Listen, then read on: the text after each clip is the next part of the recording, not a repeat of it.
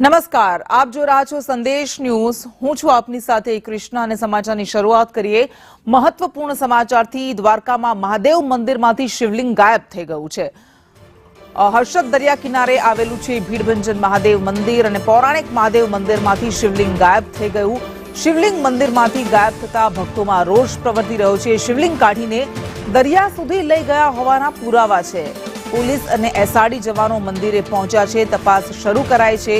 દ્વારકાથી આ મહત્વપૂર્ણ સમાચાર. પૌરાણિક અતિ પ્રાચીન મહાદેવ મંદિરમાંથી શિવલિંગ ગાયબ થઈ ગયું છે. આ શિવલિંગ કોણે ગાયબ કર્યું, કેમ ગાયબ કર્યું, તે બધી જ વસ્તુને લઈને અત્યારે તપાસ કરવામાં આવી રહી છે. હર્ષદ દરિયા કિનારે આવેલ ભીડભંજન ભવાનીશ્વર મહાદેવ મંદિરમાંથી આ શિવલિંગ ગાયબ થઈ ગયું. પૌરાણિક મહાદેવ મંદિરમાંથી કોઈક શિવલિંગ ઉઠાવી ગયું. શિવલિંગ કાઢીને દરિયા સુધી લઈ ગયા હોવાના પણ પુરાવા મળી રહ્યા છે.